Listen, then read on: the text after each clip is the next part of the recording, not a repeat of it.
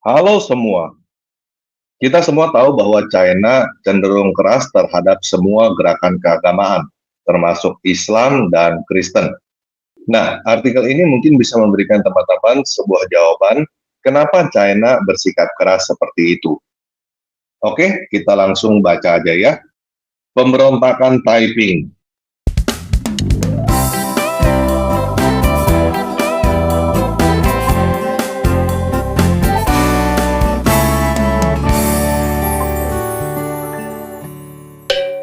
Pemberontakan Taiping juga dikenal sebagai Perang Saudara Taiping atau Revolusi Taiping antara dinasti Qing yang dipimpin Manchu dan Kerajaan Sorgawi Taiping yang dipimpin Hakka.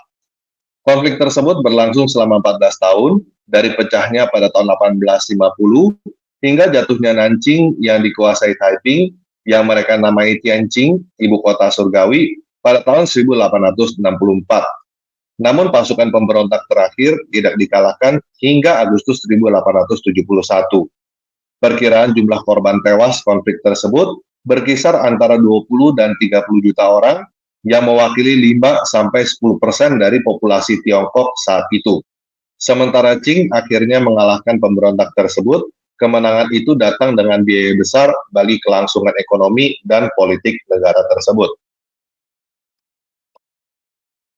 Pemberontakan ini dipimpin oleh Hong Xiuquan, seorang etnis Hakka yang telah menyatakan diri sebagai saudara Yesus Kristus.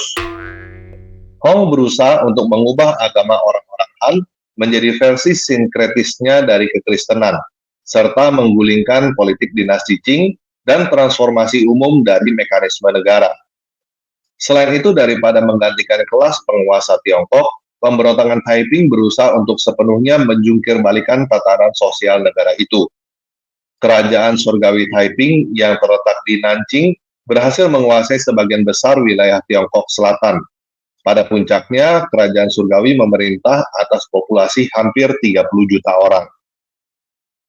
Selama lebih dari satu dekade, pasukan Taiping menduduki dan bertempur di sebagian besar lembah Yangtze Tengah dan Selatan, yang akhirnya berubah menjadi perang saudara total. Itu adalah perang terbesar di Tiongkok sejak transisi Ming-Qing, yang melibatkan sebagian besar Tiongkok Tengah dan Selatan. Ini termasuk sebagai salah satu perang paling berdarah dalam sejarah manusia, perang saudara paling berdarah, dan konflik terbesar abad ke-19. Dalam hal kematian, ini sebanding dengan Perang Dunia Pertama. 30 juta orang melarikan diri dari wilayah yang ditaklukkan ke pemukiman asing atau bagian lain Tiongkok. Perang ini ditandai dengan kebrutalan ekstrim di kedua belah pihak. Tentara Taiping melakukan pembantaian besar-besaran terhadap suku Manchu, etnis minoritas dari keluarga Kekaisaran Aisin Joro yang berkuasa. Sementara itu, pemerintah Qing juga terlibat dalam pembantaian, terutama terhadap penduduk sipil Nanjing. Melemah parah oleh konflik internal, menyusul percobaan kudeta dan kegagalan pengepungan Beijing, pemberontak Taiping dikalahkan oleh tentara provinsi desentralisasi seperti tentara Xiang yang diorganisir dan dikomandoi oleh Cheng Kuo-fan. Setelah bergerak menyelusuri sungai Yangtze dan merebut kembali kota strategis Anqing, pasukan Cheng mengepung Nanjing selama Mei 1862. Setelah 2 tahun berikutnya, pada 1 Juni 1864, Hong Xiuquan meninggal selama pengepungan, yang disebabkan oleh konsumsi gulma di halaman istana, serta kecurigaan racun. Nanjing jatuh hanya sebulan kemudian. Perang Saudara 14 tahun secara keseluruhan bertepatan dengan konflik internal dan eksternal, perang candu dan pemberontakan Boxer di masa depan untuk semakin melemahkan cengkeraman dinasti Qing di Tiongkok Tengah. Pemberontakan Taiping memberi insentif untuk periode reformasi dan penguatan diri yang awalnya berhasil meskipun dibayangi oleh keresahan sosial dan agama di dalam negeri yang memperburuk perselisihan etnis dan mempercepat bangkitnya kekuatan provinsi. Para sejarawan memperdebatkan apakah perkembangan ini memainkan peran dalam dimulainya era Panglima Perang, hilangnya kendali pusat setelah berdirinya Republik Tiongkok pada tahun 1912. Latar belakang. Ya, ini diduga gambar Hong Xiuquan ya, berasal dari sekitar awal tahun 1850-an. Selama abad ke-19, dinasti Qing mengalami serangkaian kelaparan, bencana alam, masalah ekonomi, dan kekalahan di tangan kekuatan asing. Petani dikenakan pajak yang sangat tinggi, sewa meningkat drastis, dan petani mulai meninggalkan tanah mereka secara berbondong-bondong. Militer Qing baru mengalami kekalahan yang menghancurkan dalam Perang Candu pertama, sementara ekonomi Tiongkok sangat terdampak oleh ketidakseimbangan perdagangan yang disebabkan oleh impor opium dalam skala besar dan ilegal. Banditri menjadi umum, dan banyak perkumpulan rahasia dan unit pertahanan diri terbentuk yang semuanya menyebabkan peningkatan peperangan skala kecil. Sementara itu populasi Tiongkok meningkat pesat, hampir 2 kali lipat antara tahun 1766 dan 1833, sementara jumlah lahan pertanian tetap stabil. Pemerintah yang dipimpin oleh suku Manchu menjadi semakin korup. Pemerintah lemah di wilayah selatan, tempat klan lokal mendominasi. Sentimen anti-Manchu paling kuat di Tiongkok Selatan di antara komunitas Hakka, subkelompok Han Tiongkok. Sementara itu, misionaris Kristen aktif. Pada tahun 1837, Hong Huosiu, seorang Hakka dari desa miskin di Guangdong, gagal dalam ujian kekaisaran untuk ketiga kalinya, menggagalkan ambisinya untuk menjadi seorang sarjana pejabat dalam pelayanan sipil dan membawanya ke gangguan syaraf. Sementara memulihkan diri, Hong bermimpi mengunjungi surga, di mana ia menemukan bahwa ia memiliki keluarga surgawi yang berbeda dari keluarga duniawinya. Ayah surgawinya menyesal bahwa manusia menyembah setan daripada dirinya sendiri dan memberitahu Hong bahwa nama pemberiannya melanggar tabu dan harus diubah, menyarankan Hong Xiuquan, julukan yang akhirnya diadopsi oleh Hong. Dalam hiasan kemudian, Hong akan menyatakan bahwa ia juga melihat Konfusius dihukum oleh ayah surgawinya karena menyesatkan orang-orang. Pada tahun 1843, Hong gagal ujian kekaisaran untuk keempat dan terakhir kalinya. Baru pada saat itu, didorong oleh kunjungan sepupunya, Hong menempatkan diri untuk memeriksa dengan sesama pamflet-pamflet Kristen yang diterimanya dari seorang Kristen Protestan beberapa tahun sebelumnya. Setelah membaca pamflet-pamflet ini, Hong mulai percaya bahwa pamflet-pamflet ini telah memberinya kunci untuk menafsirkan penglihatannya. Ayah surgawinya adalah Tuhan Bapa yang ia identifikasikan dengan sangti dari tradisi Tiongkok. Kakak laki-laki yang juga ia lihat adalah Yesus Kristus, dan ia telah diarahkan untuk membersihkan dunia dari setan, termasuk pemerintahan Qing yang korup dan ajaran-ajaran Konfusianisme. Pada tahun 1847, Hong pergi ke Guangzhou di mana ia belajar Alkitab dengan Isakar Jacob Roberts, seorang misionaris baptis Amerika. Roberts menolak untuk membaptisnya dan kemudian menyatakan bahwa pengikut Hong bertekad untuk menjadikan pretensi keagamaan mereka yang konyol melayani tujuan politik mereka. Segera setelah Hong mulai berkhotbah di seluruh Guangxi pada tahun 1844, pengikutnya Feng Yunshan mendirikan God Worshipping Society, sebuah gerakan yang mengikuti penggabungan Hong antara Kristen, Taoisme, Konfusianisme, Milenarianisme pribumi yang disajikan Hong sebagai pemulihan kepercayaan Tiongkok kuno di Sangti. Kepercayaan Taiping, kata seorang sejarawan, berkembang menjadi agama Tiongkok baru yang dinamis, Kristen Taiping. Gerakan ini awalnya berkembang dengan menekankan kelompok bandit dan bajak laut di Tiongkok Selatan pada akhir tahun 1840-an. Kemudian penindasan oleh otoritas Qing menyebabkan berkembang menjadi perang gerilya dan selanjutnya menjadi perang saudara yang meluas. Akhirnya dua penyembah Tuhan lainnya mengaku memiliki kemampuan berbicara sebagai anggota keluarga surgawi. Sang Bapa dalam kasus Yang Xiuqing dan Yesus Kristus dalam kasus Xiao Chao Kui. 1851 sampai 1853, wabah dan tahap awal. Pemberontakan Taiping bermula di Provinsi Selatan Guangxi ketika pejabat setempat melancarkan kampanye penganiayaan agama terhadap God Worshipping Society. Pada awal Januari 1851, setelah pertempuran skala kecil pada akhir Desember 1850, pasukan pemberontak berkekuatan 10.000 orang yang diorganisasi oleh Feng Yunshan dan Wei Changhui mengalahkan pasukan Qing yang ditempatkan di Jintian, sekarang Kuiping, Guangxi. Pasukan Taiping berhasil memukul mundur upaya pembalasan kekaisaran oleh Green Standard Army terhadap pemberontakan Jintian. Pada tanggal 11 Januari 1851, Hong mendeklarasikan dirinya sebagai Raja Surgawi dari Kerajaan Surgawi Damai atau Kerajaan Surgawi Taiping, yang menjadi asal mula istilah Taiping, yang umum digunakan untuk mereka dalam studi bahasa Inggris. Taiping mulai bergerak ke utara pada bulan September 1851 untuk menghindari pasukan Qing yang mendekati mereka. Tentara Taiping bergerak maju ke utara menuju Hunan, mengikuti Sungai Xiang, mengepung Changsha, menduduki Yuezhou, kemudian merebut Yuchang pada bulan Desember 1852 setelah mencapai Sungai Yangtze. Pada titik ini, para pemimpin Taiping memutuskan untuk bergerak ke timur sepanjang Sungai Yangtze. Anqing direbut pada bulan Februari 1853. Pemimpin Taiping mungkin telah menjangkau organisasi triad yang memiliki banyak sel di Cina Selatan dan di antara pasukan pemerintah. Gelar Taiping menggemakan penggunaan triad, baik secara sadar atau tidak, yang membuatnya lebih menarik bagi triad untuk bergabung dengan gerakan tersebut. Pada tahun 1852, pasukan pemerintah Qing menangkap Hong Tachuan, seorang pemberontak yang telah menganggap gelar Tian Te Wang, Raja Kebajikan Surgawi. Pengakuan Hong Tachuan mengklaim bahwa Hong Xiuquan telah menjadikannya co-sovereign kerajaan surgawi dan memberinya gelar itu, tetapi lebih mungkin merupakan gema dari pemberontakan Teratai Putih sebelumnya, tetapi tidak berhubungan. Namun penangkapan Nanjing pada tahun itu menyebabkan memburuknya hubungan antara pemberontak Taiping dan Triad.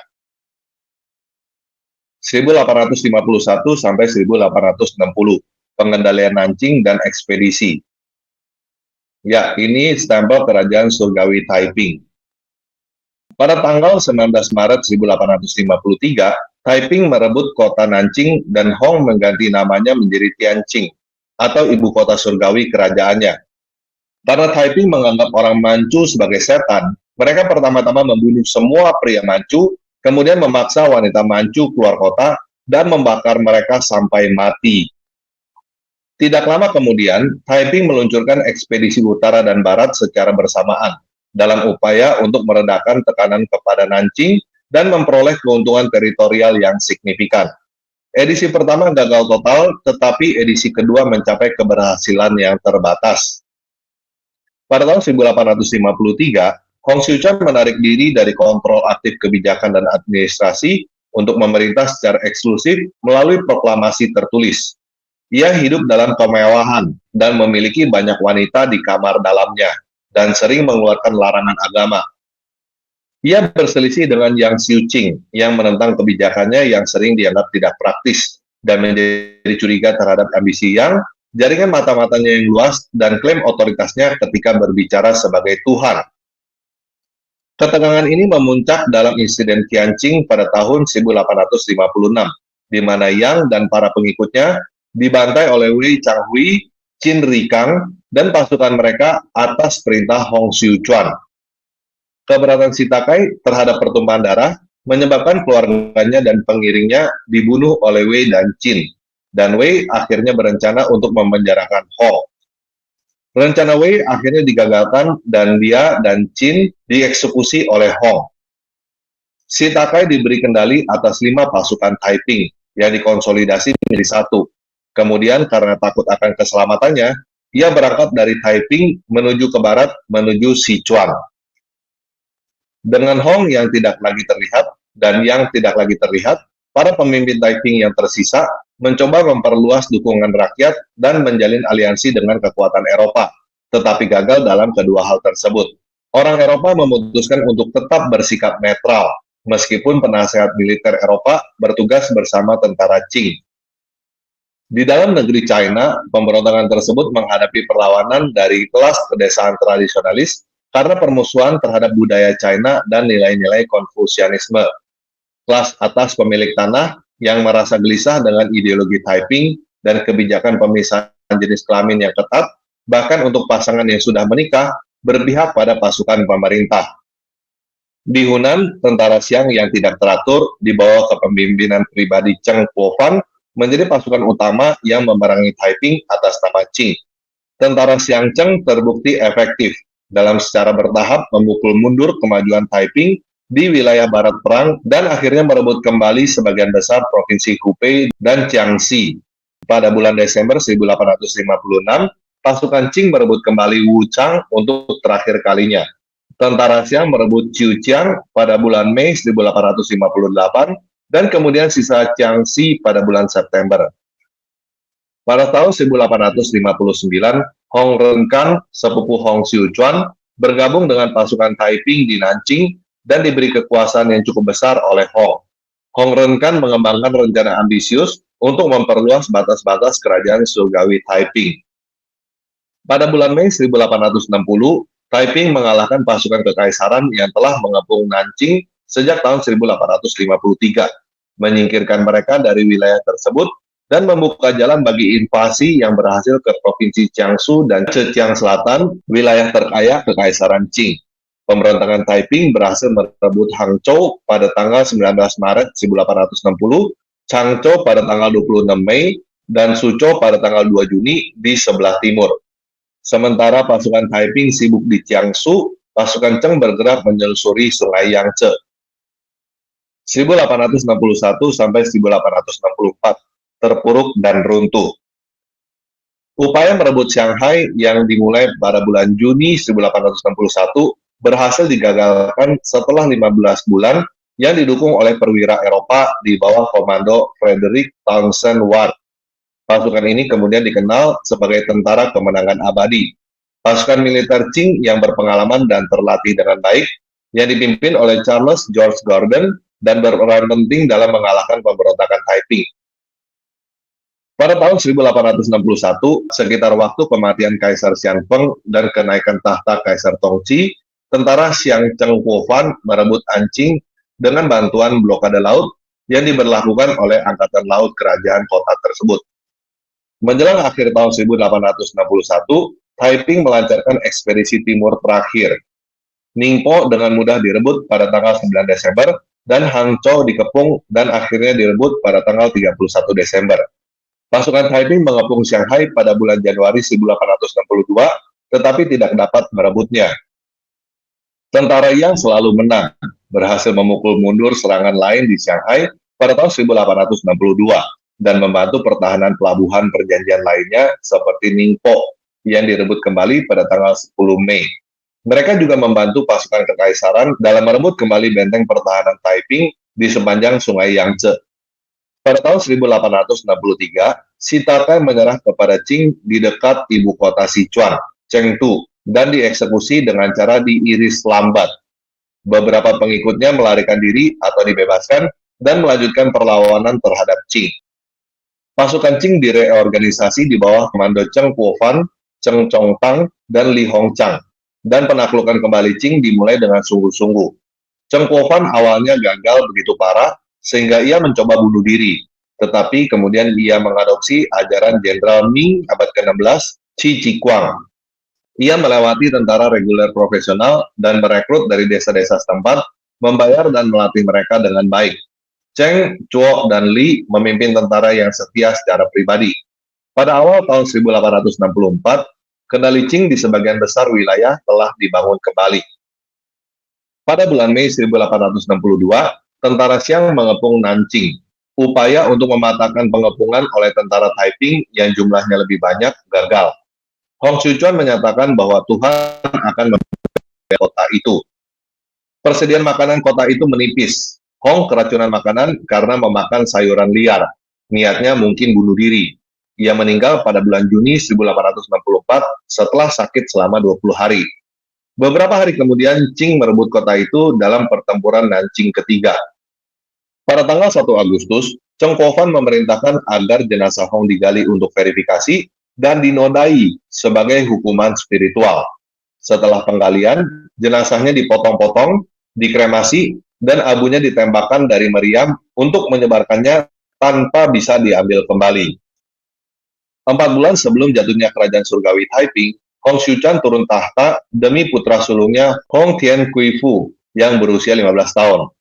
Hong yang lebih muda tidak berpengalaman dan tidak berdaya, sehingga kerajaan itu cepat hancur ketika Nanjing jatuh pada bulan Juli 1864 ke tangan tentara kekaisaran setelah pertempuran jalanan yang berkepanjangan. Tian Kuifu dan beberapa orang lainnya melarikan diri, tetapi segera ditangkap dan dieksekusi. Sebagian besar Pangeran Taiping dieksekusi. Sisa kecil pasukan Taiping yang setia terus bertempur di Zhejiang Utara, berkumpul di sekitar Tian Kuifu. Namun setelah Tian Kuifu direbut pada tanggal 25 Oktober 1864, perlawanan Taiping secara bertahap didorong ke daratan tinggi Jiangxi, Zhejiang, Fujian, dan akhirnya Guangdong, di mana salah satu loyalis Taiping terakhir, Wang Haiyang, dikalahkan pada tanggal 29 Januari 1866. Akibatnya, meskipun jatuhnya Nanjing pada tahun 1864 menandai kehancuran rejim Taiping, pertempuran belum berakhir. Masih ada beberapa ratus ribu pasukan Taiping yang melanjutkan pertempuran. Dengan lebih dari 1,4 juta, pertempuran di wilayah perbatasan Jiangxi dan Fujian saja. Baru pada bulan Agustus 1871, pasukan Taiping terakhir yang dipimpin oleh Komandan Shi Takai, Li Fuchong, berhasil dibasmi sepenuhnya oleh pasukan pemerintah di wilayah perbatasan Hunan, Guizhou, dan Guangxi. Perang Taiping juga meluas ke Vietnam dengan dampak yang menghancurkan. Pada tahun 1860, Wu Lingyun, seorang pemimpin etnis Chuang Taiping, memproklamasikan dirinya sebagai Raja Tingling di wilayah perbatasan Tiongkok-Vietnam. Tingling dihancurkan selama kampanye Qing pada tahun 1868. Putranya, Wu Yachong, disebut juga Wu Kun, melarikan diri ke Vietnam tetapi terbunuh pada tahun 1869 di Tai Nguyen oleh koalisi Qing Vietnam yang dipimpin oleh Feng Chichai. Pasukan Wu Kun terpecah dan menjadi pasukan perampok, seperti pasukan bendera kuning yang dipimpin oleh Huang Chongying dan pasukan bendera hitam yang dipimpin oleh Liu Yongfu. Liu Yongfu kemudian menjadi panglima perang terkemuka di Tonkin Hulu dan kemudian membantu dinasti Nguyen untuk melawan Prancis selama Perang Tiongkok-Prancis pada tahun 1880-an. Ia kemudian menjadi pemimpin kedua dan terakhir Republik Formosa yang berumur pendek. Geng bendera lainnya yang dipersenjatai dengan senjata terbaru terpecah menjadi kelompok bandit yang menjarah sisa-sisa kerajaan Lansang. Mereka kemudian terlibat dalam Perang Hao, nama yang salah karena tercampur dengan Muslim Tiongkok, melawan pasukan Raja Rama kelima yang tidak kompeten, memerintah dari tahun 1868 sampai 1910, hingga 1890 ketika kelompok terakhir akhirnya bubar. Jumlah korban tewas. Karena tidak ada sensus yang dapat diandalkan pada saat itu, perkiraan jumlah korban tewas pemberontakan Taiping bersifat spekulatif. Sumber yang paling banyak dikutip memperkirakan jumlah total korban tewas selama hampir 14 tahun pemberontakan tersebut sekitar 20 hingga 30 juta warga sipil dan tentara. Sebagian besar korban tewas disebabkan oleh wabah dan kelaparan. Beberapa analis mengklaim bahwa korban tewas mungkin mencapai 100 juta. Pemberontakan serentak. Pemberontakan Nien tahun 1853 sampai 1868 dan beberapa pemberontakan Muslim Tiongkok di Barat Daya, pemberontakan Pantai 1855 sampai 1873 dan Barat Laut, pemberontakan Tunkan 1862 sampai 1877 terus menimbulkan masalah bagi dinasti Qing. Kadangkala pemberontak Nien berkolaborasi dengan pasukan Taiping. Misalnya mereka berkolaborasi selama ekspedisi utara. Ketika pemberontakan Taiping kehilangan wilayah, terutama setelah jatuhnya Nanjing pada tahun 1864, mantan pasukan dan komandan Taiping seperti Lai Wenquang dimasukkan ke dalam barisan Nien. Setelah kegagalan pemberontakan Sorban Merah pada tahun 1854 sampai 1856 untuk merebut Guangzhou, tentara mereka mundur ke utara ke Jiangxi dan bergabung dengan pasukan Shi Takai. Setelah kekalahan pemberontakan Li Yonghe dan Lan Chaoting di Sichuan, sisa-sisa pemberontakan bergabung dengan pasukan Taiping di Jiangxi. Pasukan sisa pemberontakan masyarakat pedang kecil di Shanghai bergabung kembali dengan tentara Taiping. Tu Wenxiu yang memimpin pemberontakan Pantai di Yunnan berhubungan dengan kerajaan surgawi Taiping. Dia tidak melancarkan pemberontakannya terhadap suku Han Tiongkok. Sebaliknya, dia anti Qing, dan dia ingin menghancurkan pemerintahan Qing. Pasukan Tu memimpin banyak pasukan non-Muslim, termasuk suku Han Tiongkok, Li, Pai, dan Hani. Mereka dibantu oleh suku San dan Kacing non-Muslim dan suku-suku bukit lainnya dalam pemberontakan tersebut. Pemberontakan Muslim lainnya, pemberontakan Tunkang, adalah kebalikannya. Pemberontakan ini tidak bertujuan untuk menggulingkan dinasti Qing karena pemimpinnya Ma Hualong telah menerima gelar kekaisaran. Sebaliknya, pemberontakan ini meletus sebagai akibat dari pertempuran interseksional antara faksi-faksi Muslim dan orang Cina Han. Selama pemberontakan Tunkang, berbagai kelompok saling berperang tanpa tujuan yang koheren. Menurut para peneliti modern, pemberontakan Tunkang dimulai pada tahun 1862 bukan sebagai pemberontakan yang direncanakan, tetapi sebagai gabungan dari perkelahian dan kerusuhan lokal yang dipicu oleh sebab-sebab sepele. Di antara sebab-sebab ini adalah rumor palsu bahwa Muslim Hui membantu pemberontakan Taiping. Hui Ma Xiaoxi mengklaim bahwa pemberontakan Muslim Shanxi terkait dengan Taiping. Jonathan Spence mengklaim bahwa alasan utama kekalahan Taiping adalah ketidakmampuannya untuk mengkoordinasikan pemberontakannya dengan pemberontakan lainnya. Kebijakan. Para pemberontak mengumumkan reformasi sosial, termasuk pemisahan jenis kelamin yang ketat, penghapusan ikatan kaki, sosialisasi tanah, dan penindasan perdagangan swasta. Mereka juga melarang impor opium ke semua wilayah Taiping. Mengenai agama, kerajaan mengganti Konfusianisme, Buddhisme, dan agama rakyat Tiongkok dengan Kristen Taiping, pemujaan Tuhan, yang menyatakan bahwa Hong Xiuquan adalah adik laki-laki Yesus dan putra kedua Sang Ti. Perpustakaan Buddha dibakar, karena Hong melihat Konfusianisme adalah bayangan asal-usul yang mulia yang sekarang menjadi alat Qing untuk menindas orang Han. Perpustakaan biara Konfusian dihancurkan di delta Yangtze, hampir seluruhnya, dan kuil-kuil sering dirusak atau diubah menjadi kuil agama barunya atau rumah sakit dan perpustakaan. Karya-karya tradisionalis seperti karya Konfusius dibakar dan para penjualnya dieksekusi. Suku Taiping khususnya menentang penyembahan berhala, menghancurkan berhala dimanapun ditemukan dengan prasangka besar. Meskipun penghancuran berhala pada awalnya disambut baik oleh misionaris asing, para misionaris akhirnya takut akan kefanatikan suku Taiping yang mereka ciptakan. Pemisahan berdasarkan jenis kelamin diberlakukan secara ketat pada beberapa tahun pertama, meskipun mulai berkurang pada tahun-tahun berikutnya. Sebagian dari tindakan ekstrim tersebut berasal dari kesalahan penerjemahan 10 perintah Allah, yang menyebabkan perintah ketujuh juga melarang percabulan dalam tanda kutip dan persinahan. Tindakan tersebut begitu keras sehingga orang tua dan anak-anak dari lawan jenis tidak dapat berinteraksi, dan bahkan pasangan yang sudah menikah pun dilarang melakukan hubungan seks. Ya, itulah kisah pemberontakan Taiping di China yang bisa dikatakan membawa isu agama. Dalam hal ini, bidat Kristen dan juga Islam. Pemberontakan ini adalah konflik paling berdarah pada abad ke-19.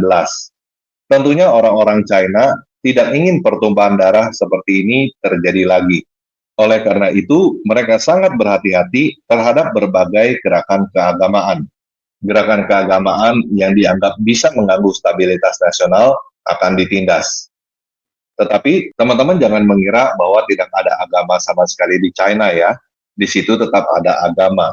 Buddha, Konghucu, Kristen, dan Islam ada di situ. Di China sendiri ada dua macam kekristenan, yaitu kekristenan resmi dan kekristenan di bawah tanah. Kristen resmi bisa beribadah dengan bebas, tetapi Kristen bawah tanah tidak bisa beribadah dengan bebas. Orang-orang Kristen bawah tanah di China ada kemungkinan adalah bidat Kristen seperti pemberontakan Taiping ini. Bagi mereka, kekristenan resmi yang diakui oleh pemerintah dianggap sebagai kaki tangan pemerintah. Sedangkan bagi pemerintah, kekristenan bawah tanah ini dianggap sebagai ancaman bagi negara. Oke, sekarang kita bisa sedikit lebih mengerti bagaimana kondisi keagamaan di China Kenapa agama begitu ditekan di China? Sekian video kali ini, Yesus Kristus memberkati kita semua. Maju berperang dan anak pilihan Tuhan. Kalahkan iblis dengan senjatamu, firman dewa yang berkuasa. Dengan darah anak domba, dengan kesaksian kita. Berdirilah dengan tegak, berikan pinggang kebenaran, berbaju zirah keadilan, untuk beritakan Injil keselamatan. Gunakan perisai iman, ketoprak keselamatan, perang roh firman dewa dalam segala doa dan permohonan.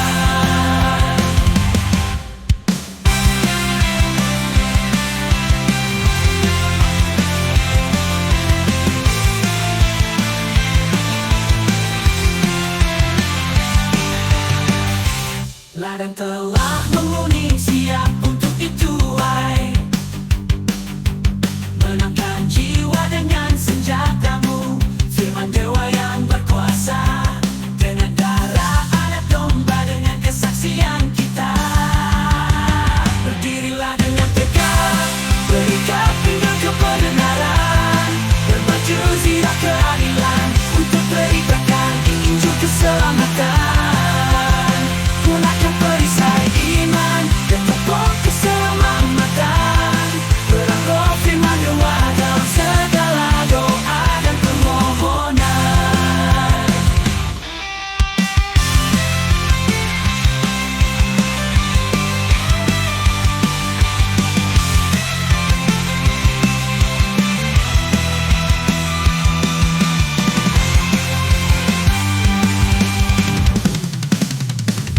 Inilah dengan tegap, berikan pinggang kebenaran, berbaju zirah keadilan, untuk beritakan Injil keselamatan.